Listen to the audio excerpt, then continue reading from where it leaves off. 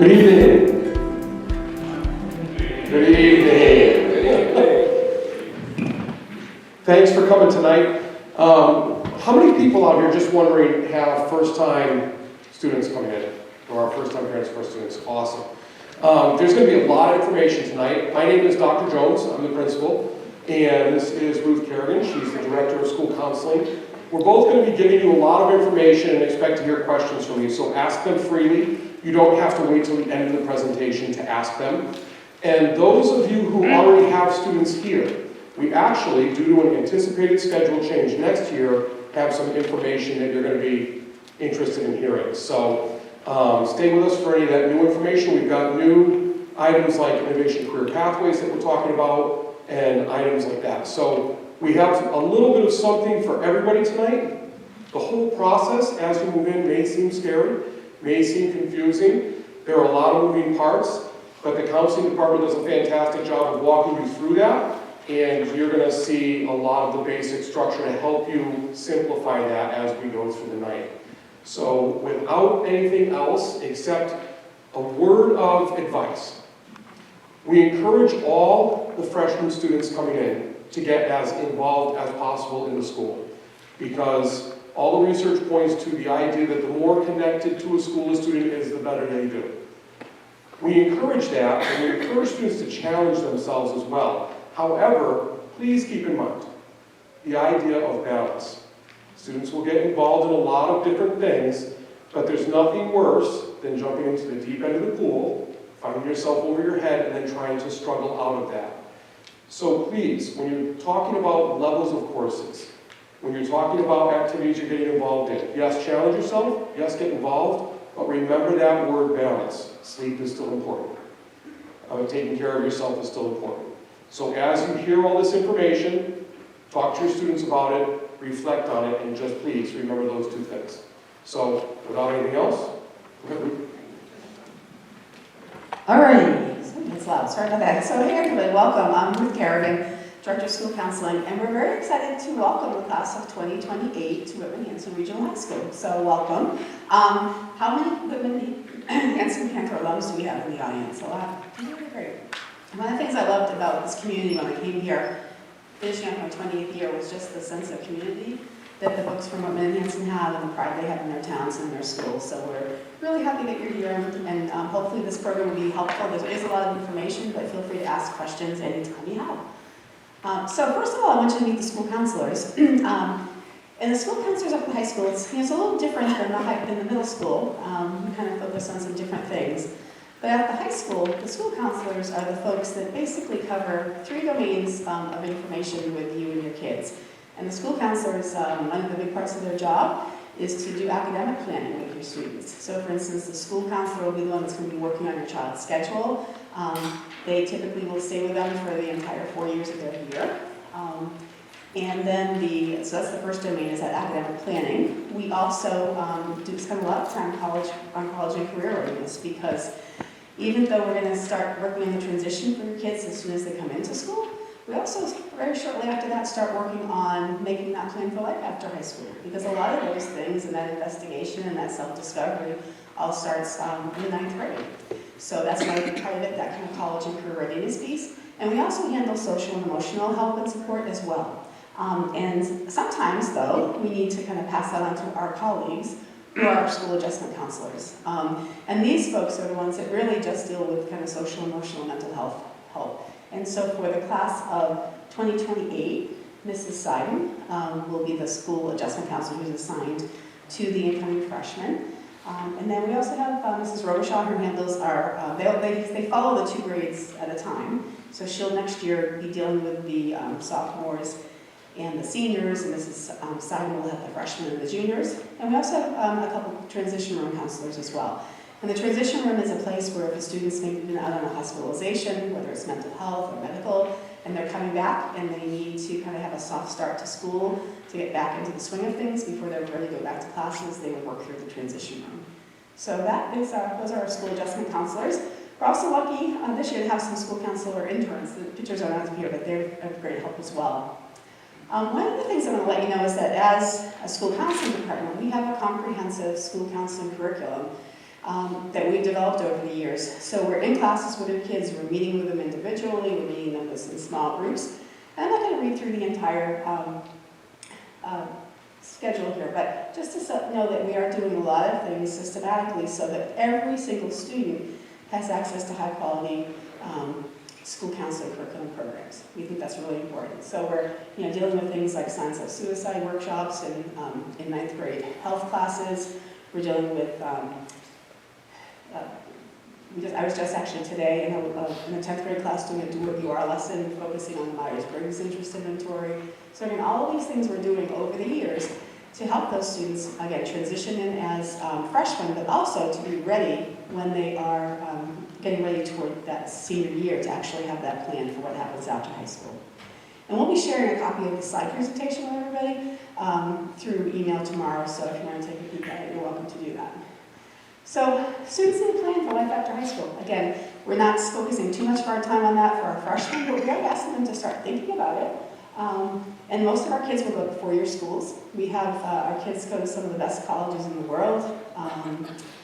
Last year we had another acceptance to Harvard this year, Yale last year, MIT last year, Stanford a couple of years ago. Harvard's pretty regular.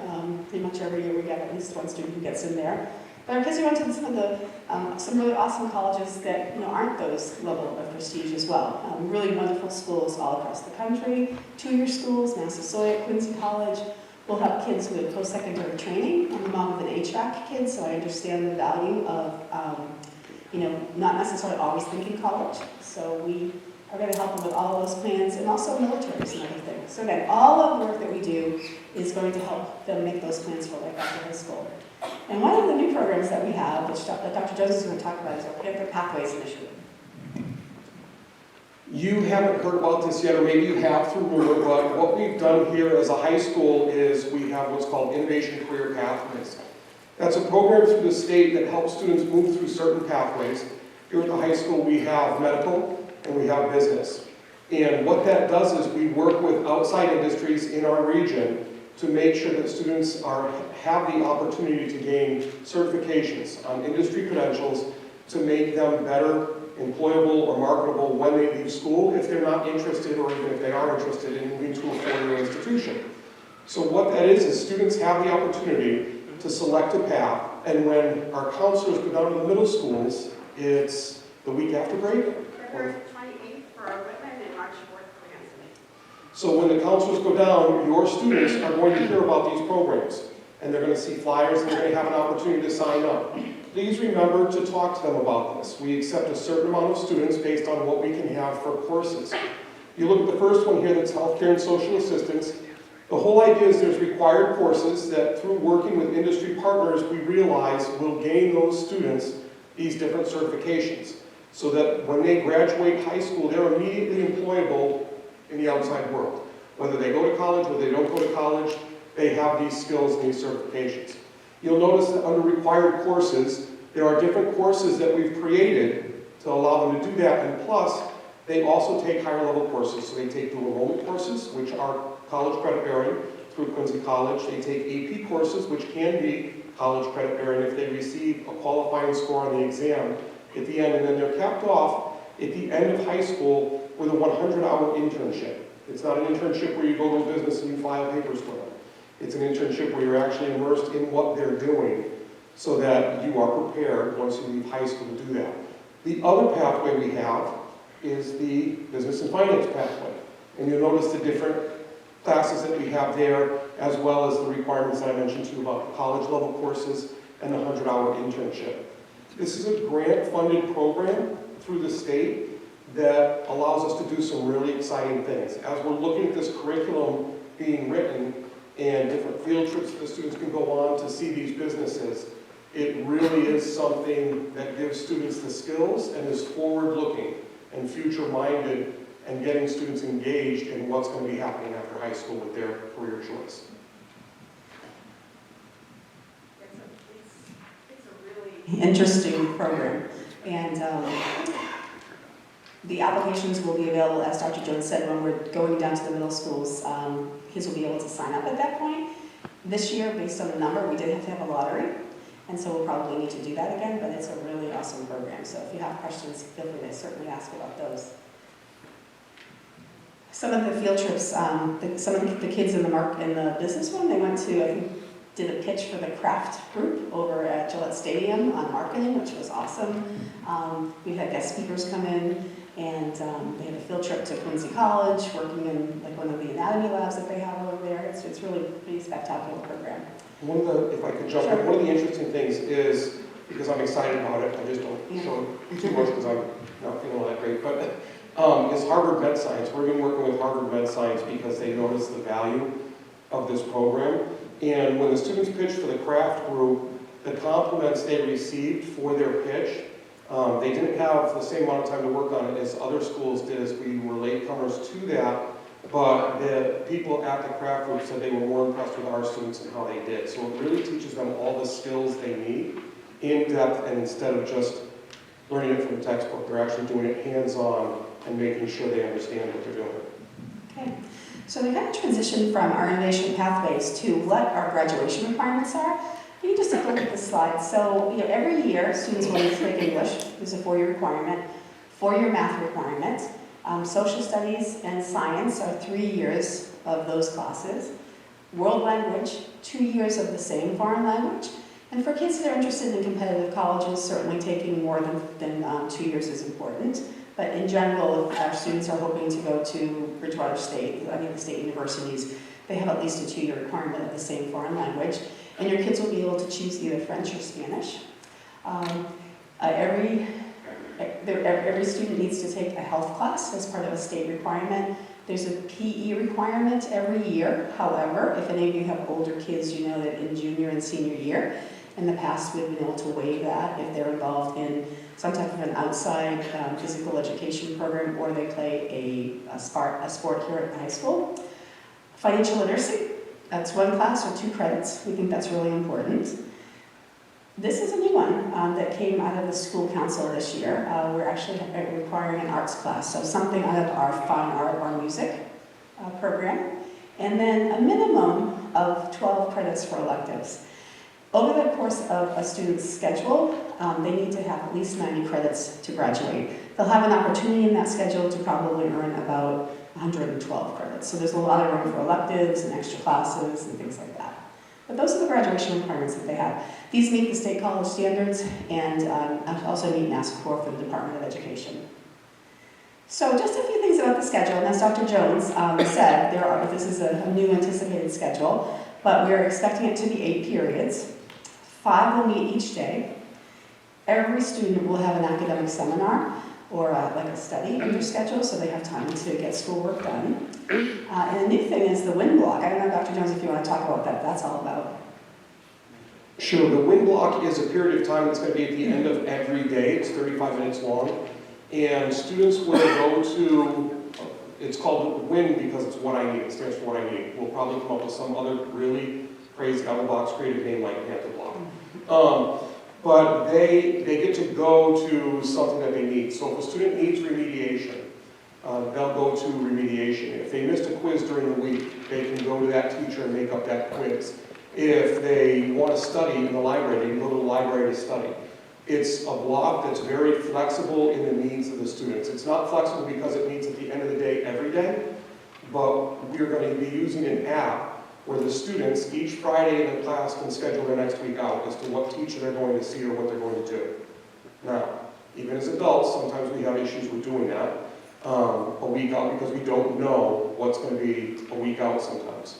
Teachers can also grab students and lock them into a period if they need to make something up or if they need remediation something. But your enrichment things, the students are going to be able to schedule. So if they want to go to the gym and do some activity in the gym, they can do that. Like I said, the library, they can go to study.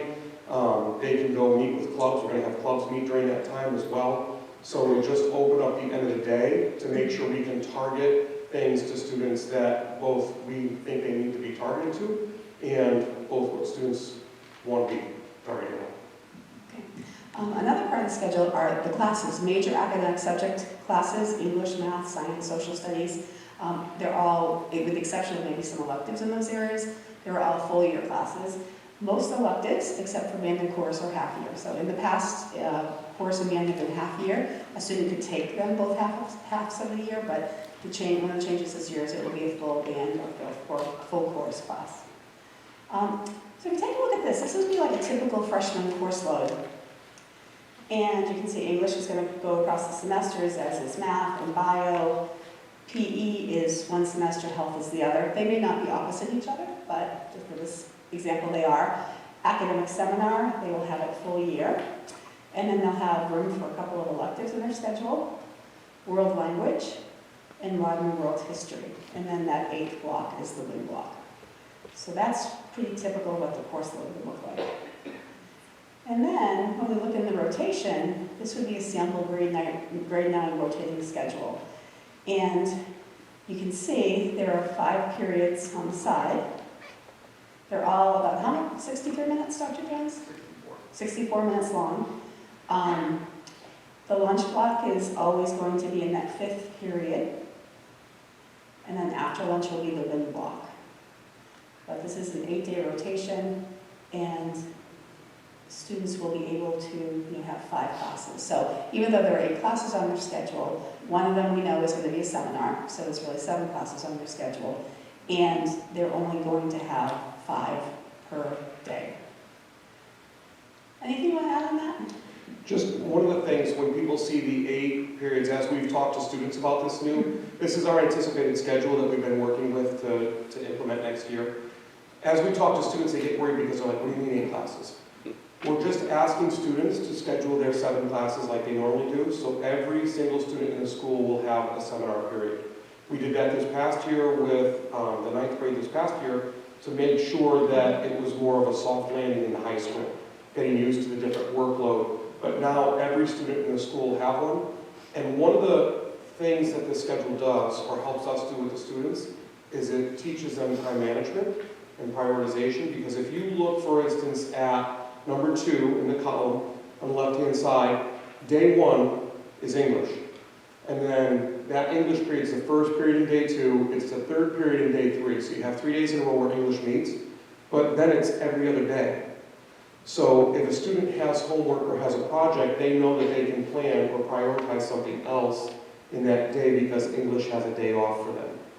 So we'll be working with students on that, on how to prioritize and organize their schedules.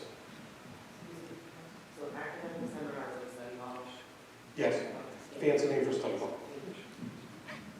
And it's a good time. I know a lot of our students really appreciate having that break in their schedule too, to get some homework done, because they're busy after school with activities and sports. So what about course levels? This is something that you probably have seen. So the paper that most of you got when you came in, that was emailed to everybody on Friday.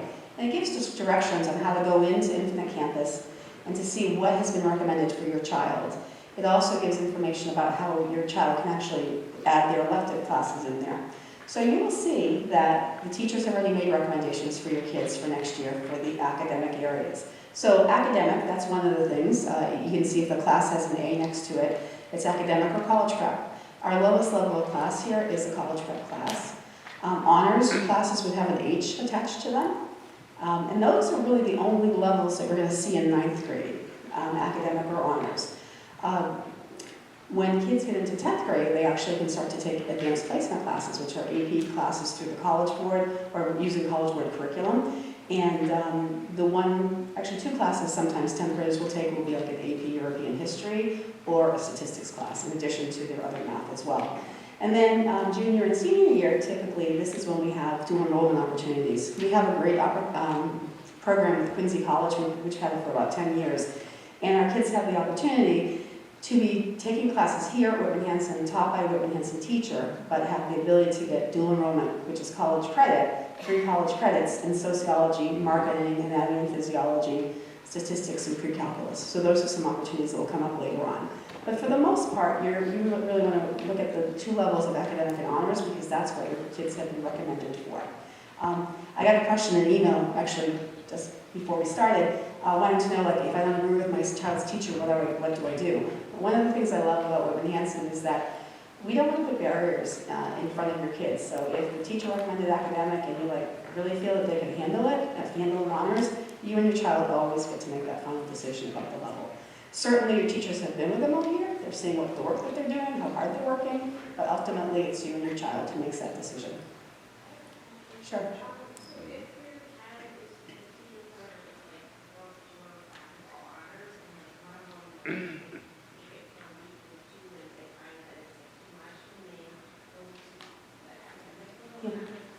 Yeah, so the question was, what if the teachers have recommended all honors and your child gets up here and after a week it's just too much, they need to drop down? There's like a 5-day period that's easy to make changes where we pretty much if things continue the same way, we've always let students make changes the first 5 days of school.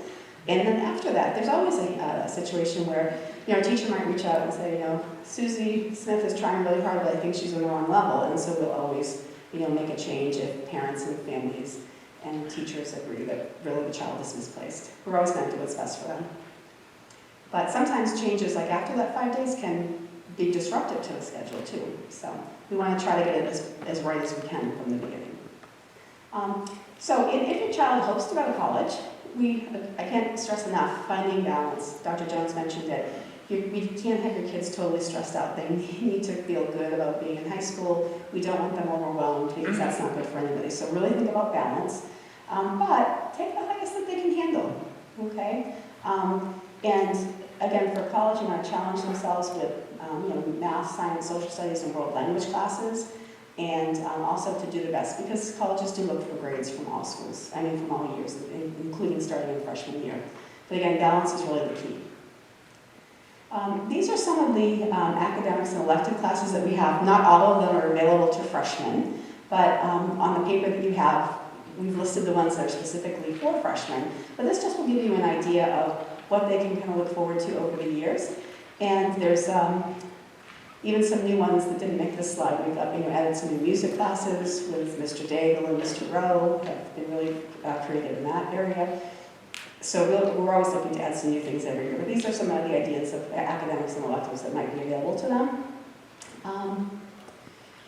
Also, clubs and activities. We want your kids to get involved. I heard I missed one. There's a new ping pong club, Dr. Jones? Okay. That is correct. Okay. So these are just a sampling. We have more than 25 different clubs going on. But we want your kids to get involved in things. We want them to be, we know that they're going to be happier if they're part of our school community.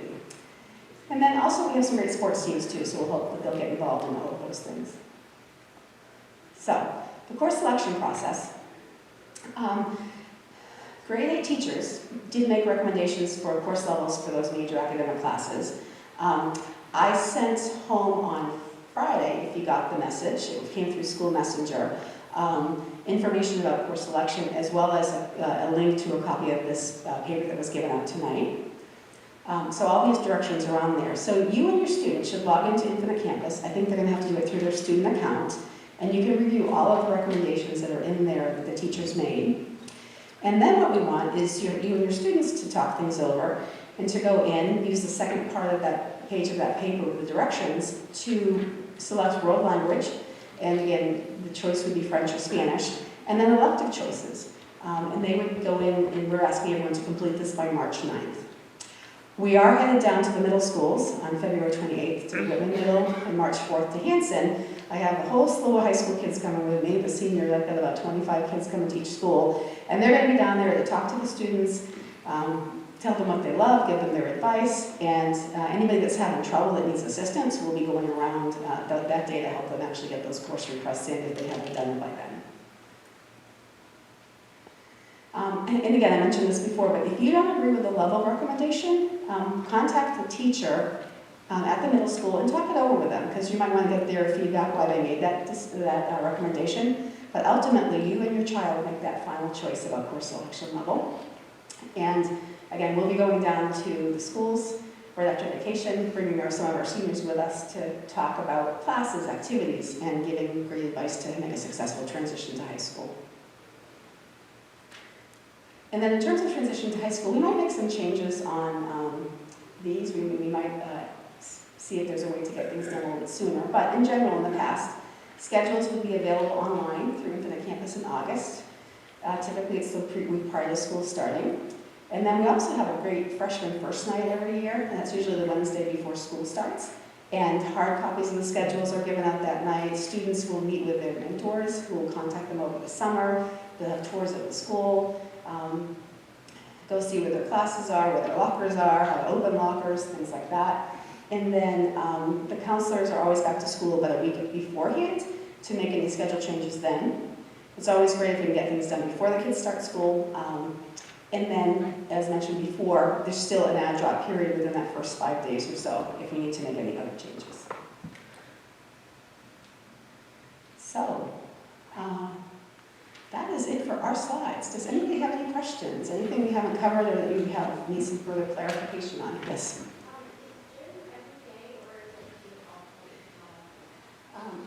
Gym would be in the rotation, just like you saw it up there. So how many times a week would it be in the 8-day cycle? In an 8-day cycle, it means 5 days. So you'll have gym 3 days in a row, and then you'll go into back, skip 1 day, and have it the next day. I have a question. Yes? Is homework absolutely necessary for these kids?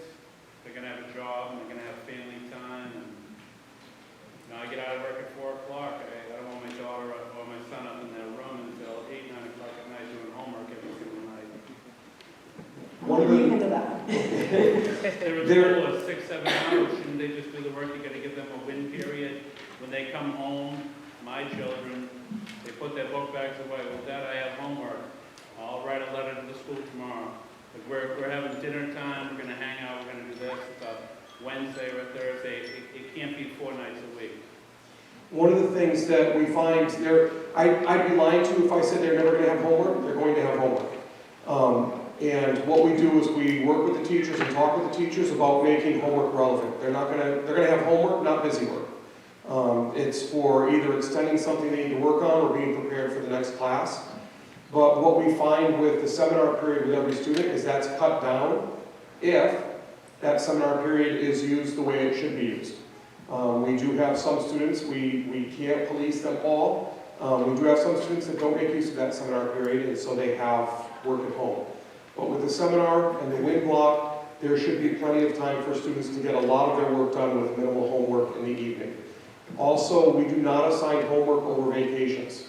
I mean, as adults, we talk about wanting a vacation as we go through the school year. Students are the same thing. They're working just as hard, so we don't assign homework over vacations. Okay, one last question. Are the kids allowed to take out a laptop home like they were during like COVID, during 2020, 2021? Every student has a Chromebook. Okay, are they allowed to come on vacation with me, and even if it's during school, and be able to follow along the class or do the work from a laptop? I didn't hear the last part. They The allow- idea of them bringing it back and forth, yes, they can bring Chromebooks back and forth. Can they do the work on a laptop? Can they do the work on a school laptop if they go on vacation or whatnot for a week?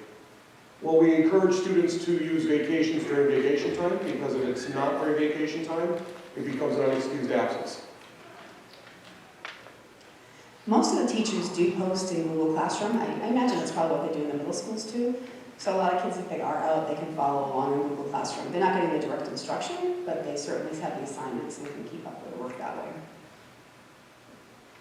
What's the start time, stop time, and then what are the duration of the classes aside from 35 minutes? The start time is 7:05. We do not have homeroom, so first class starts at 7:05 in the morning. The stop time is 1:40 in the afternoon. Classes run 64 minutes. With the exception for when that's the 35 minutes. Correct. And then does that include the lunch block as well? The lunch block is still the 64 minutes, but it looks different because it's broken up for the time that they have for lunch.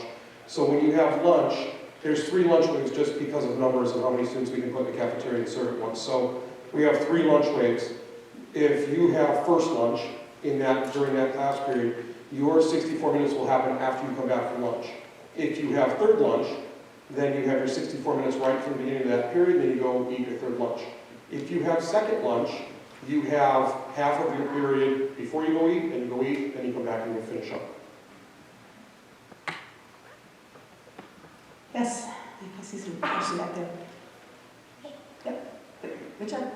The innovative career pathway, if they start on a certain track, decide this is really for me,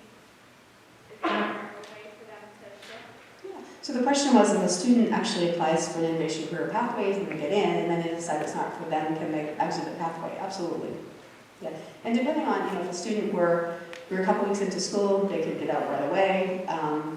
If it were, we might encourage them to wait to the halfway point so that they could pick up a half-year elective for the second half of the year. But yes, they definitely can exit. One of the things about the Innovation Career Pathways is they're designed to run right alongside with a regular high school track. So students in the career pathways are not affected at all graduation-wise if they want to leave the pathways. Entering the pathways is difficult because of the specialized courses. But just because a student's in the pathway and they want to, maybe junior year, they're like, this healthcare thing isn't for me. They can step right out and be on track to graduate and have all the courses and credits they need. So enroll, like signing up for your classes and stuff, if you're going to put on the 28th, should you wait until then, like for electives and stuff? I was, Wait for the student. well, they can always go in and change things too. So, yeah. Log on and start screening. Right. Yeah, you could go home tonight and sit down with your kids and get this completely done in probably 5 minutes. And you could start that way, and then when the kids come, the seniors come down and talk to the middle school students, if they have a change of heart and think, oh, I heard about that elective, I really like that, they can change it. They have until March 9th to get all those changes in. And this goes through, like, the sheets that are on for not the parent. Right, so the student needs to log into their Infinite Campus. Those are the directions for the students to make those changes. Yes? I see that it's only visible to that student portal. Is there a way for it to be visible on the parent side so we can see what the selections are? Let's see if I got that right. I'm not sure I heard it all. So you're wondering if there's a way for it to go onto the parent part. Yes, there could be a visibility to it. Yeah, I think I would just ask the students to log in front of you. And I'm not sure, when you log in, you might be able to see it as well, but I know you weren't able to. Yeah, I'm just curious because he's not really sure in the information, so I want to make sure. Yeah, so I would say, okay, if you were my son, sit down right here, let's get on, let's take a look. I think that's what I would do. Yes? Did you say they would develop the application for that pathway? Yeah, the Innovation Career Pathways, there is an online application, so we'll share that link widely with all of the kids and all of the parents when we go down and talk about it. It's a pretty simple application, and again, just so that we did, especially with the healthcare, we had a lot of interest in that, so we had to go to a lottery. And we have room for maybe 20 students per pathway, about that. So hopefully, and we had waiting lists, and some kids didn't want it when it was offered, and we went to the next student on the list as well. Front row in the middle, section in the back. How many electives do they have to do? We asked them to choose some extra electives. If we look at the schedule, I think there's room for 2 electives in their schedule. We asked them to put those in, and then if you follow directions, to put it back up alternate ones as well. When we're sitting and doing the scheduling, we'll try to get them what they want first, but they need to have some backups, because sometimes, like everyone in the world wants into the culinary, we don't have enough spaces in it, so we've got to go to some of the backup electives. Yes? So with this new curriculum from what you have now, do you feel like when the kids are taking the AP classes, they'll have enough preparation for the exams because they're not having it as consistent as they do now?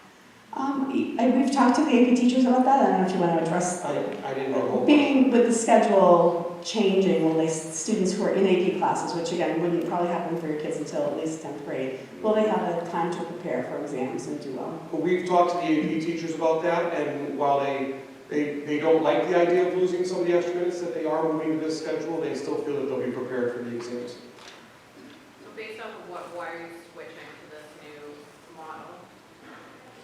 There are a lot of reasons. We're switching, let's see if I can wrap it up quick for you. We need to put a win block in the end, at the end of the day. And if we were to do that in our old schedule, the class periods would become too short. We'd be looking at like 52-minute class periods as we went through, and the rotation would be thrown off. So after looking at that, after looking at a block schedule, which we considered moving to, this answers a lot more of the questions as far as getting every student a seminar, switching up the front periods so that the same students aren't seeing the same teachers and vice versa every single day at the same exact time. It gives us a straighter rotation and gives more flexibility for any other cases where, say for internship for the innovation career pathways or anything like that. This answers, without going way into depth in it, this answers a lot of questions and concerns that the faculty have. We came together, put this together, talked to the faculty about it, took their suggestions, came back, reworked it, went back to the faculty, they offered suggestions, and then we came up with this.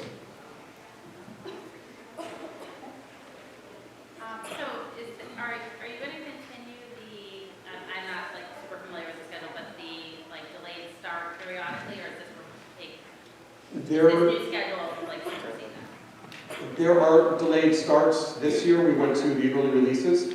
We'll still be doing the early releases once a month throughout the course of the year. All right. Question here? If they, no, students don't leave for lunch. There will be, with this schedule, there may be instances with senior privileges where students will be able to actually leave for lunch. If they have senior privileges and they have a seminar, that last period for lunch, there's a chance that they could leave for lunch. But that gets into students in good standing and so forth. We have some parameters for that we'll publicize as far as what good standing is. And we'll be checking good standing each week to make sure that students stay in good standing. Yes. Is there a deadline for the application for the pathways? There will be. We haven't set it yet because we're still working on the application. We've updated. So we will be sharing it the week after vacation. And my guess is probably by mid-March we'll have them in. It'll be in time so that we can slot the students into as we build the schedule. So you're looking about mid-March, and I don't know how many people here, if you're on social media or if you have a sibling, you know that I put out a weekly newsletter for the school. We're going to put this resource, we'll put those upcoming dates, reminders in that newsletter. So I would encourage you, I put it on all the Facebook sites if you happen to see that. If not, I would encourage you just to drop an email to our main office or even myself and say I'd like to be added, and we'll get you on that list. And we'll also share everything with school status too. Follow-up question, so if a student is deciding to apply for the pathway, do the electives that they choose have to be part of No. that pathway? So students should just choose any electives that they're interested in right now. If they apply for a pathway and they get in, if they are a ninth grader, going into the healthcare, they're going to go into the Intro to Health Science class. We'll replace their elective choice with that. And for our business pathway, that would be replaced with the Intro to Business class. So you would suggest choosing whatever they're... Yeah, whatever they're interested in right now. Okay.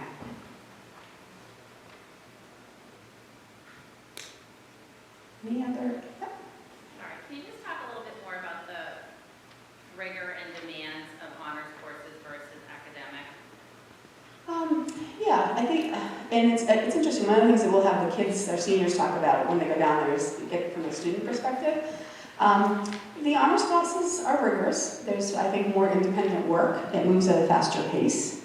Academic is going to be a little bit slower. I think if your child is a hard worker in middle school and they're doing really well and the teachers recommend honors, then that certainly makes a lot of sense. Sometimes I see students that don't work very hard and don't get their work done, and sometimes teachers don't recommend them for honors, but you still have the right if you want them to have that. So I think the main difference would probably be the pace of the class, probably the independent work that might be done outside, and probably a little bit more homework or in-depth. Anything that you'd add to that, Dr. Jones? I was going to say, just to add to that, the idea that there are some students, as they matriculate through middle school, find that they are on top of things enough where they don't do a lot of work, and they still get those good grades. And sometimes they make that mistake of thinking that that's going to be the same way as they come into high school. That piece I'd really like to stress is that independent work. They have to be able to sit down and say, yes, I'm going to get this done, because the pace is quicker. And so it's gone to the days where they can just not do work and skip work and still pull that A. So that's a major piece to consider when looking at numbers. I noticed that Honor Society is one of the clubs. What is the criteria for getting an Honor Society? Is it course load or is it grade level? So The most important, or the first critical piece to get into Honor Society is the GPA. And I believe it's a 3.3, I think, GPA? 3.3. 3.3. So at the end of sophomore year, we will pull a list out of our student system for all students that have a 3.3 GPA or higher. And that's an unweighted GPA, which is basically all of your classes, everything has the same weight. So if you took, honors English and you took gym and you got an A in both, you're going to get the same points for each. So a 3.3 GPA, that's the criteria. And then from there, an invitation will be sent to all of the kids to apply for a National Honor Society should they choose to. On their application, they're going to be asked to show their community service and ongoing community service, not just once a year I spend an hour wrapping presents for the homeless or something like that. They're not looking for that. They're looking for ongoing commitment to community service, ongoing activities in school and community. They also are looking for leadership. We know that a lot of the students don't have great leadership at that point, but have they started to develop that? And then in their application, they need to show all of those things and have names, people that we can contact if we wanted to ask questions about it. And then there's also the character part as well. So, every year, there's a group of faculty and staff, maybe 10 or so, that will form a committee that will review every single application and make recommendations based on what the students put in their application. The biggest piece for that, or the biggest hang-up, if you will, is the leadership piece for students. So make sure that there's ongoing service if this is something you're interested in doing, but get started on that leadership piece beforehand, which sometimes trips people up. And not everyone can be a captain or a leader of a club, but they can be a leader in the classroom. Maybe there's something that you do in your own, your church or something where they can help out and show leadership there. So whatever, or they're in Boy Scouts, or Girl Scouts, that's a great one. So any type of a club or activity where they can build those leadership skills would be really helpful in those applications. Yes?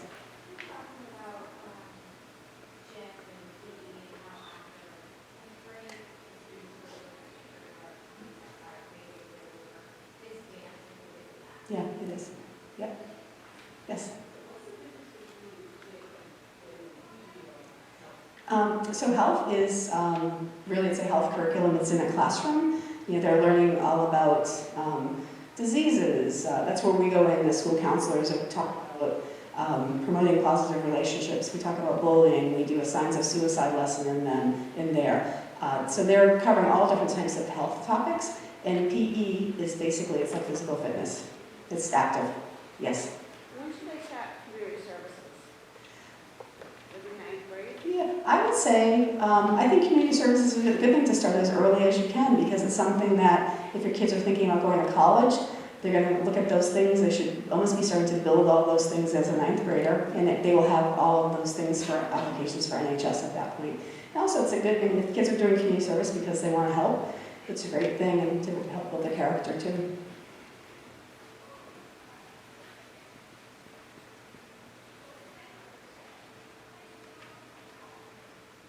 Yes.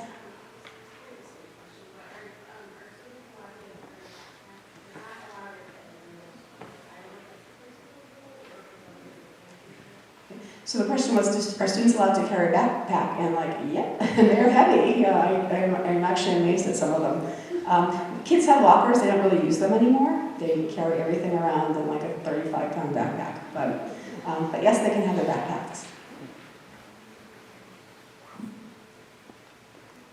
As often as you hear, from middle school counselors, when the kids are coming up here, they talk about being so nervous of making that transition to high school. They'll tell you, 2 weeks in, they're like, this is the best place in the world. The kids really like the fact, I think, that they're treated, as young adults. So, they make great transitions.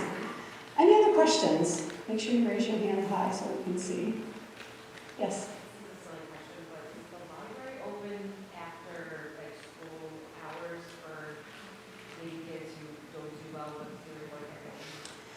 We actually have a great after-school program. It's amazing. So it is available after school, and kids can go in there and get extra help through the after-school program. It's amazing. We also, if they're staying after for extra help or staying after work in the library, We also do offer 2 late buses that leave at 4 o'clock. Yeah, one to Whitman, one to Hanson. They can't just be up here hanging and then use the late bus. They need to be either staying after school with a teacher or staying with the after-school program.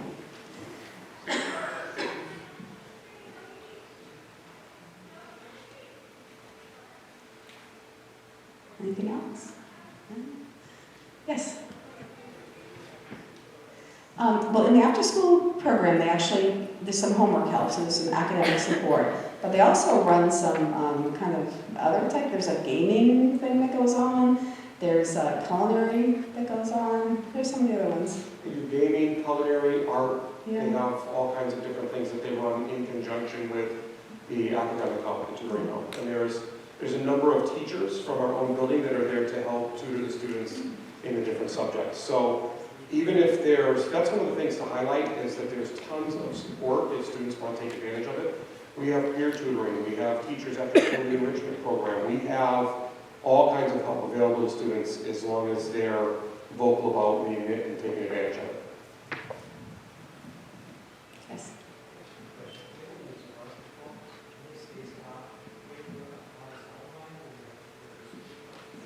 So the question was about if you haven't used a bus, maybe you're in walking distance to the middle school, but you're walking to the high school. You would contact, I think, Karen Villanueva, Transportation Department. I can get that information for you. Okay.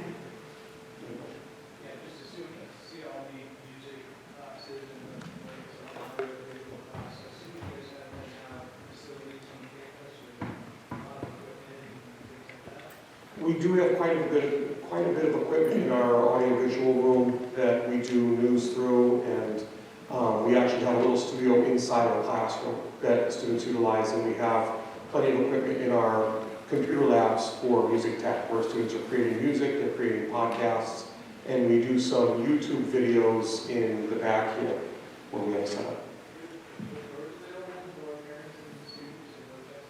If you check in with us, sure, check in with us, see what we can set up so you can check it out.